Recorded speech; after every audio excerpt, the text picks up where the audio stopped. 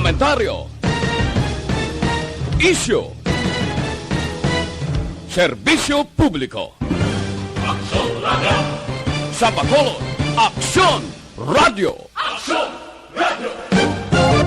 Aksyon! Balita Evening Edition.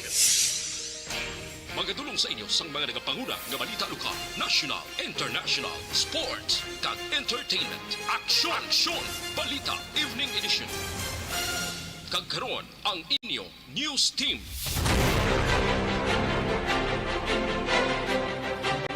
Mayong gabi syudad sa Bacolod, Western Visayas, kag bugos nga Pilipinas. Welcome na sa pagpangalagad sang aksyon na Balita Evening Edition. Karon nga daw Miyerkules Desyembre 22 sa tuig 2021. Ako ang inyong tagbalita, Aksyon Dale Salazar. Para sa mga headlines, una kita sa mga balita lokal. 3 ka menor de edad patay sa sunog sa syudad sang San Carlos. Probinsya nagpainsang 50 milyones pesos para sa materyales sa mga nagubang balay sa Southern Negros. Sa balita national, Pag-asa, may ginamonitor ng LPA nga manugsulod sa Pilipinas. Alit ni Bagyong Odette sa sektor sang agrikultura naglambot na sa 2.2 billion pesos. Detalye sang mga balita lokal pagkatapos gid lamang sin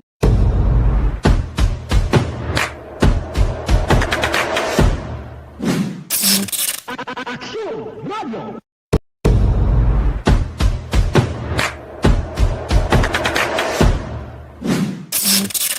Aksyon Radio!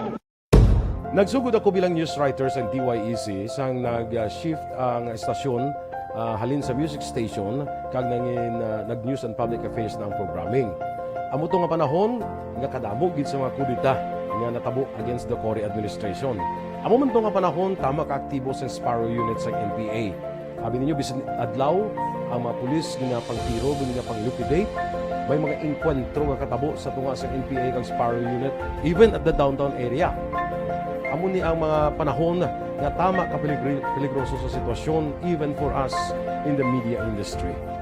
Pero sa piyak sa mga pagtilaw, sa piyak sang mga panghangkat, kag sa maabot pa nga mga trials sa amon sini nga profesyon, padayon ang aton nga serbisyo. Sama-sama tayo, Pilipino.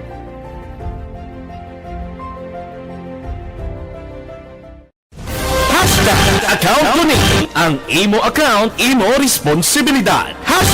Account ko ni bangod sang pagsanyog sang teknolohiya, madamo ang natagan sang kaygayunan nga makabuylog sa mga aktibidad sa digital world. Account ko ni bangod man sini mas nabutang sa risgo ang integridad kag kredibilidad sa nagapanag-iya sang account. Account ko ni kung maisog ka nga netizen, magpakita ka. Account ko ni kung responsable ka nga Pinoy, magpakilala ka. Account ko ni batuan ang paglaptas ng sala nga balita kag impormasyon, maging modelo sa matuod nga serbisyo publiko online. Account ko ni isa ka online campaign sang Aksyon Radio Bacolod. Account ko ni Happy New Year! Sama-sama tayo ngayong bagong taon. Sama-sama tayong may chance maging milyonaryo. Nagbabalik ang Bagong Taon, Bagong Milyon 2022. Sumali sa Bagong Taon, Bagong Milyon 2022. Ilagay sa isang malinis na papel ang inyong complete name, age, address, contact number at pirmahan. Ilagay sa white legal-sized envelope, kalakip ang alinman sa mga proof of purchase. At sa labas ng envelope, isulat ang promo title, produktong ginamit at ang MBC station. Ipadala o ihulog sa drop boxes sa MBC stations nationwide. DZRH, Love Radio, Yes the Best, Easy Rock, and Aksyon Radio. May weekly draw na. May grand draw pa. Sama-sama tayo sa Bagong Taon, Bagong Milyon 2022. Hatid sa inyo ng Pride Detergent, Star Wax Floor Wax, White Rose Kojic, Shield Bath Soap, Charm Fabgone, Smart Dishwashing, Unique Toothpaste, Ginebra San Miguel, Bear Brand Fortified Powdered Milk Drink.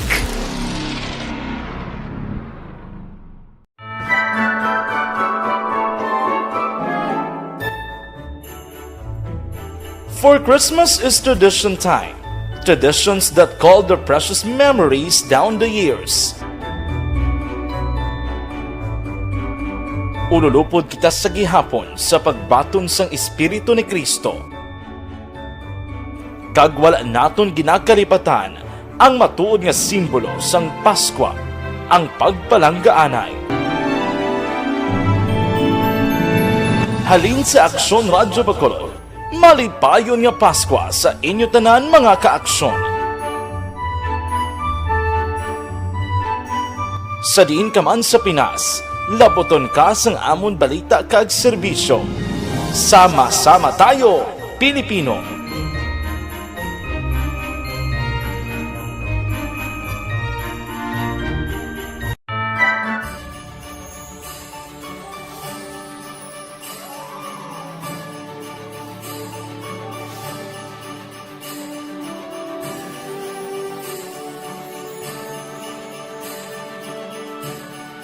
Ang Paskwa isa ka selebrasyon sang dako nga gugma sang Dios.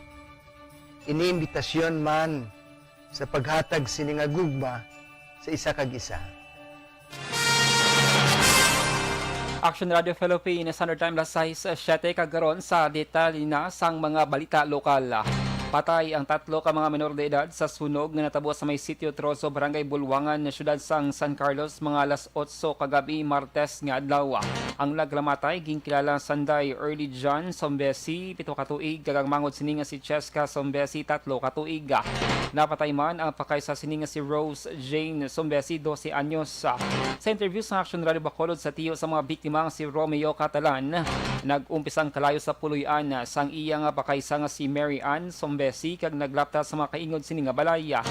Nagapati si Catalan nga ang kandila kag kingki ang gintunaan sang kalayo. Sa kabilugan nagdangat sa 14 ka mga kabalayan ang nasunog karon.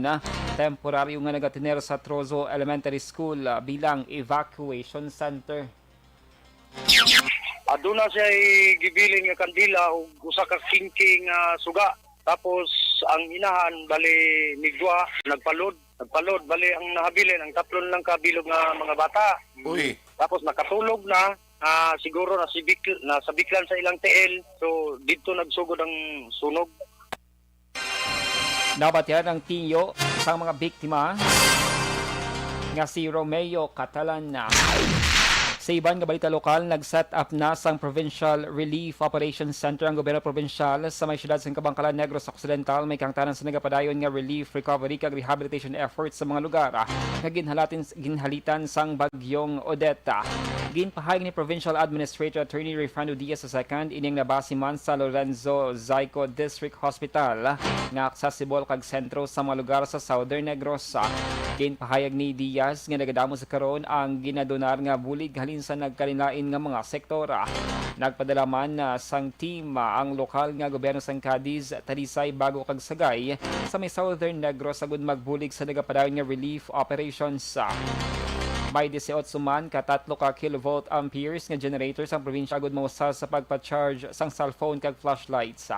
Suno kay Diaz, natapos naman ang road clearing operation sa may banwas ng ilog kag nagsaylo na ang 12 ka mga teams nga nagapatigayon sini sa may syudad sang Sipalay. We have already set up a provincial relief operation center dito sa Kabangkalan City because dito na siya daw sentro man na sa tanan sa sur. It is accessible sa tanan and we have our hospital there na do pwede naton maobra base no sa Lorenzo Zaico District Hospital. Nabatyan ang tingog ni Provincial Administrator Rayfando Diaz. Samtang nagpay naman sang 50 million pesos ang gobyerno probensyal sang Negros Occidental para sa building material sa matagiyas ng puluyan nga naapektuhan sang Super Typhoon Odette sa may Southern Negros Occidental. Ginpahayag ni Provincial Administrator Attorney Rayfando Diaz II, ini nga kantidad ang ginaprobahan na sang sangunang panlalawigan pagi sa supplemental budget sa regular session nagligad nga Miyerkules. Ginkaron ni Diaz nga ang mga materyales na ang pagabatunon sa mga benepisyaryo agud direkta nga mausar sa liwat nga pagpatukod sa ilang mga balay. Sinisyal nga datos sa Provincial Disaster Risk Reduction and Management Council napetsahan Desyembre 19 tuig 2021 naglambot na sa 13.6 million pesos ang balor sang totally destroyed nga mga pulian, samtang 212 million pesos naman ang partially damaged. Sa dugang pang balita lokal, ginhangyo naman ni Governor Bong Lacson ang bulig ni Senate Majority Leader Juan Miguel Zubiri agud mabuligan ang pagpabalik sang elektrisidad sa may Southern Negros Occidental. Ini kadungan sa pagbisita ni Zubiri sa may syudad sang Bacolod subong nga adlaw Miyerkules agud maghatag sang bulig sa mga lugar nga naapektuhan sang Super Typhoon Odette.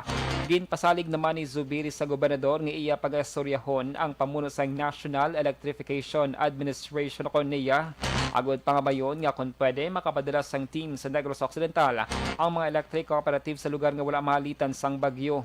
Ginehemplo sang senador nga sa ila lugar sa may probinsya sang Bukidnon ang team halin sa Bukidnon 2nd Electric Cooperative kag 1st Bukidnon Electric Cooperative ang ginpadalaman sa Siargao, Surigao del Norte agud magbulig sa pagpabalik sang linya sang kuryente.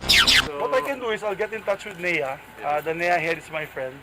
Na kung pwede ang mga areas na wala maigo, na electric cooperatives wala maigo sa bagyo, they'll assist. Like Samon sa Bukidnon, ang Buseco, Fibeco, are in Surigao now, Siargao, assisting. So kay Mindanao na sila. So that's the same idea. Same idea, yeah.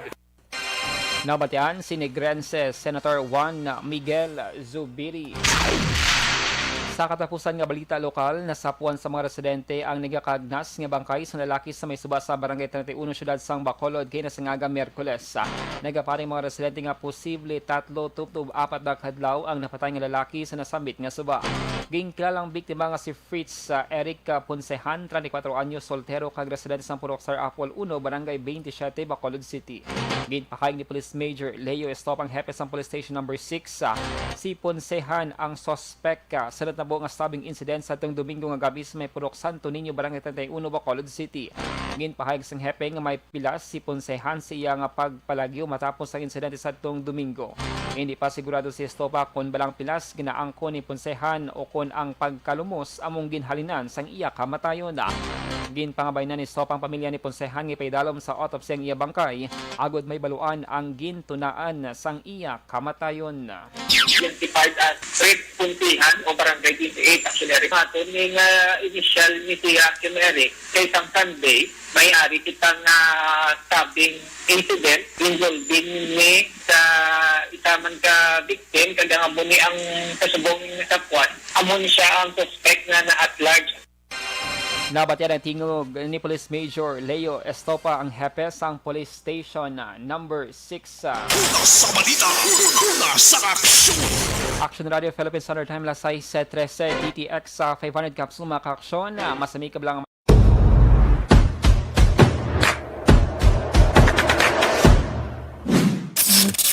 Action Radio.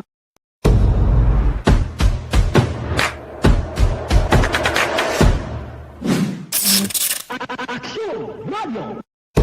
Nagsugod ako bilang news writer sa DYEC sang nag-shift ang estasyon halin sa music station kag nag-news and public affairs na ang programming.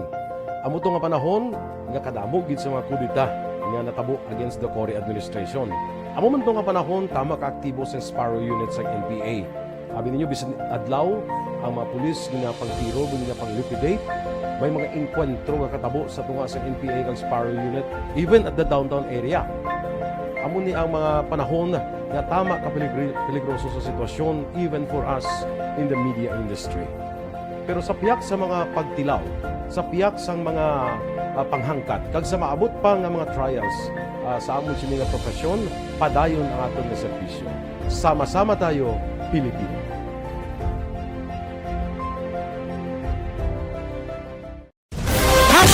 Account kuning ang imo account, imo responsibilidad.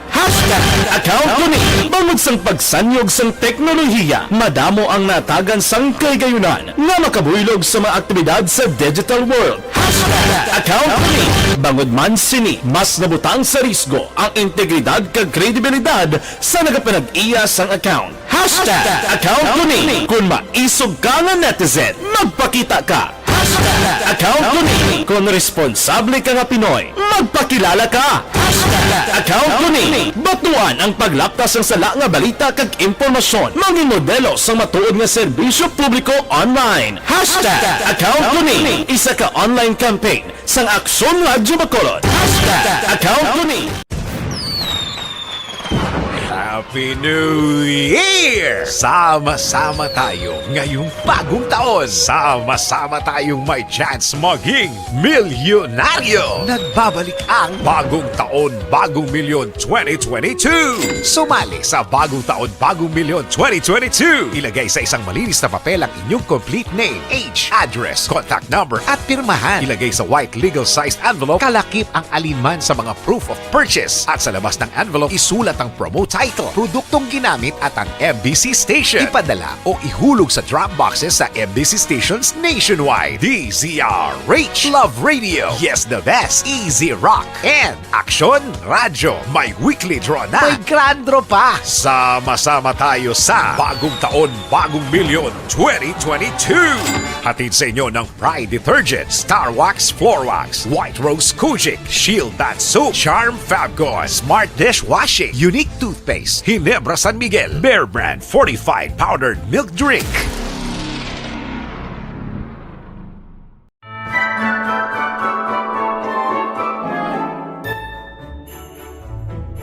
For Christmas is tradition time. Traditions that call the precious memories down the years. Ululupod kita sa gihapon sa pagbaton sang Espiritu ni Kristo.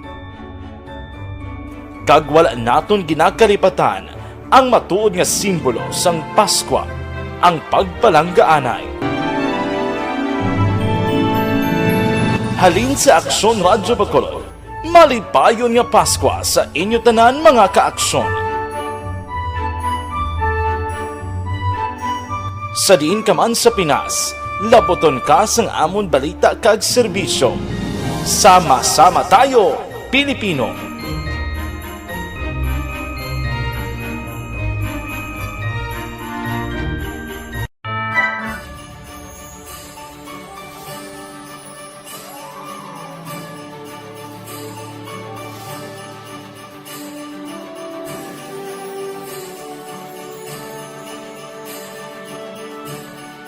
Ang Paskwa isa ka selebrasyon sang dako nga gugma sang Dios.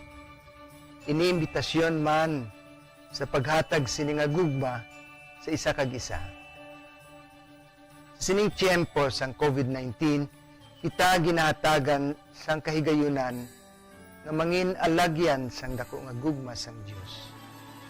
Pagi sa aton pagtatap, pagbulig, kag ululupod na pagpanglakaton bilang simbahan sang paghigugma. Gani, sa sini nga Paskwa, wala sing maulihi, wala sang mabayaan. Ululupod kita sa Paskwa. Ululupod kita sa paghigugma. Kabay nga bendisyonan kamo sang Dios sa sini nga Paskwa, kag ang inyo pagsaulog sang bag-o nga tuig mapuno sang iya nga grasya.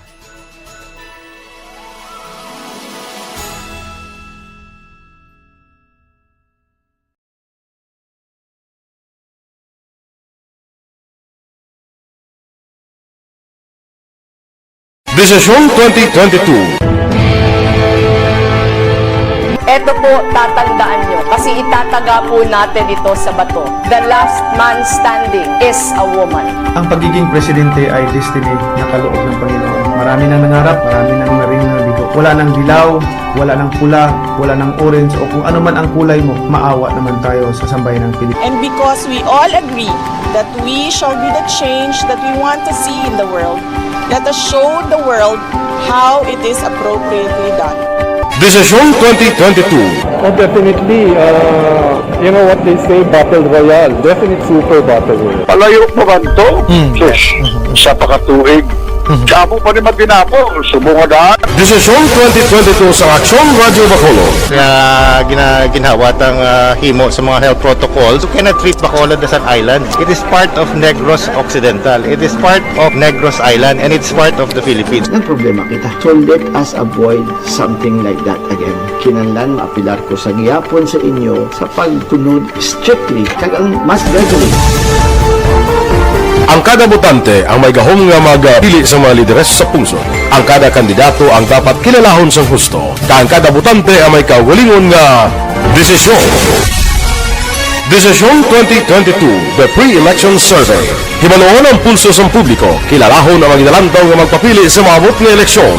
Desisyon 2022 sa Aksyon Radio Bacolod, ang pinakauna nga pre-election survey sa siyudad sa Bacolod kag probinsya sa Negros Occidental. Bantayan na resulta sa pre-election survey diri sa number 1 AM radio station sa pinakaulihing nga survey sa Nielsen. Aksyon Radio Bacolod, number 1! Desisyon 2022 sa Aksyon Radio. Ang elementary nga evacuation center na concern din baha man. Uy, kay pinagaman-amat kumansaka ang tubig. Actually, ko po Hindi mo medyo mataas na ang tubig. So, ulat natin nga traffic para traffic to or nag-traffic dito sa sulod. Ang continuous rain ang isang good factor sa pagsaka sa sining tubig sa subong.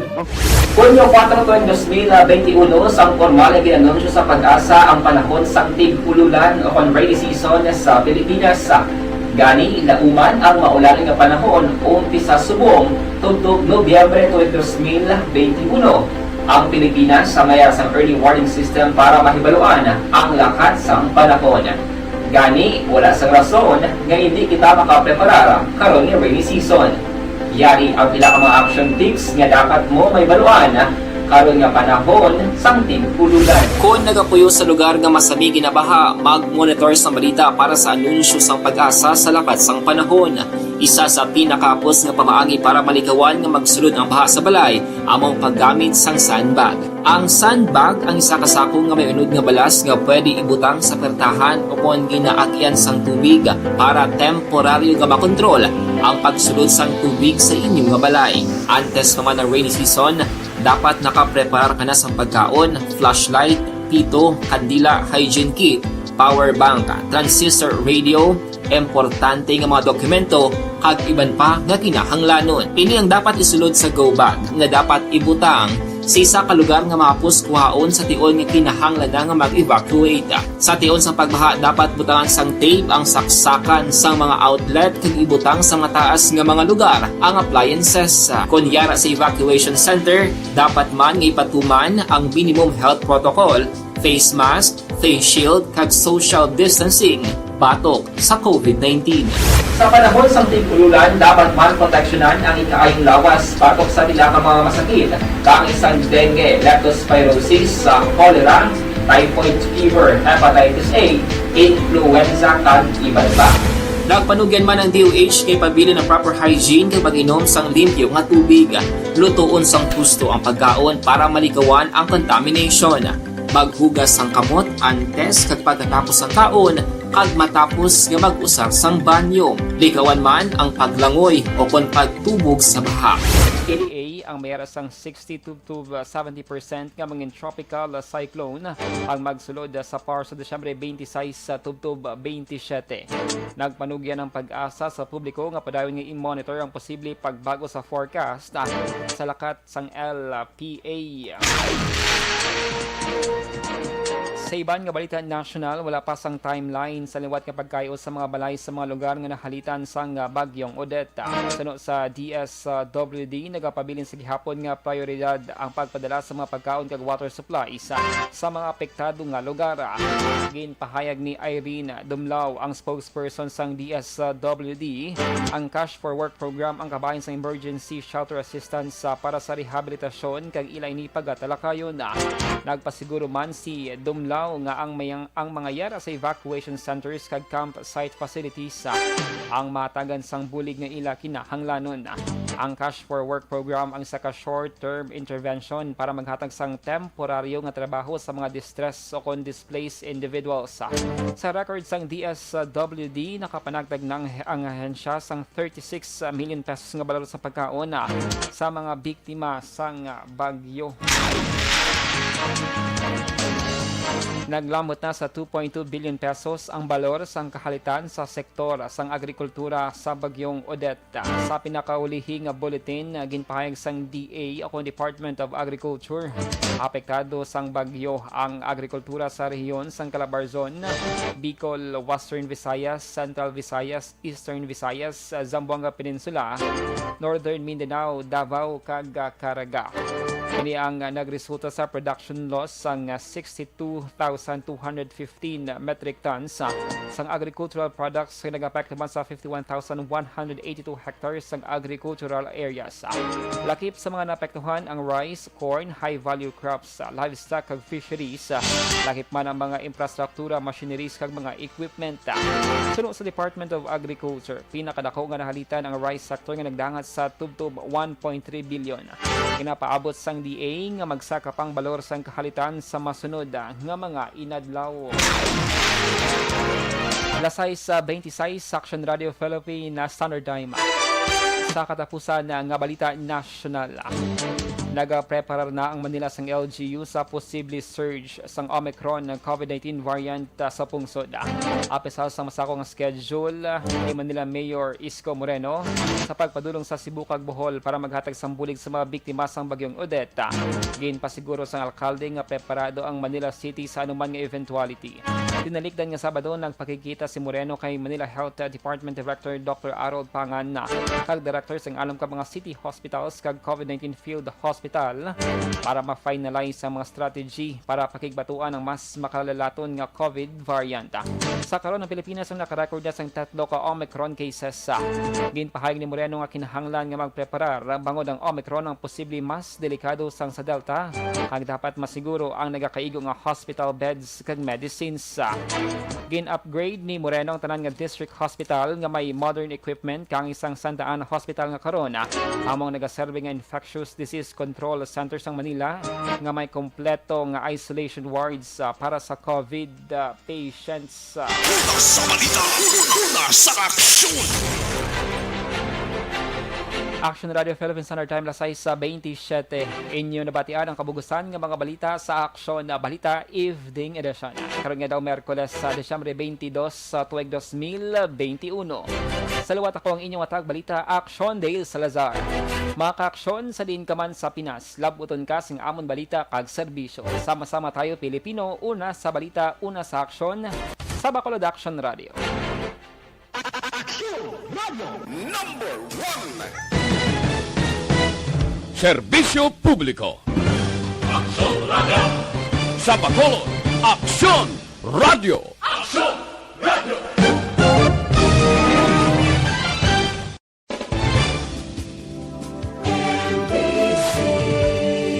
Manila Broadcasting Company.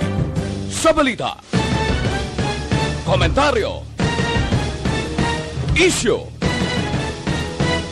serbisyo publiko. Action Radio. Sa Bacolod, Aksyon Radio. Action Radio.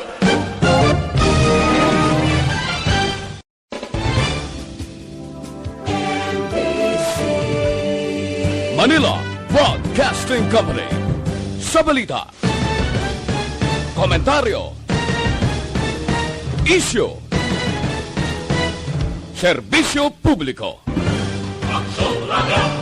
Sa Bacolod, Aksyon Radio. Action Radio.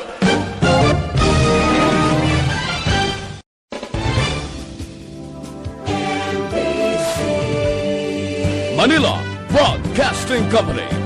Sa balita, komentaryo, issue,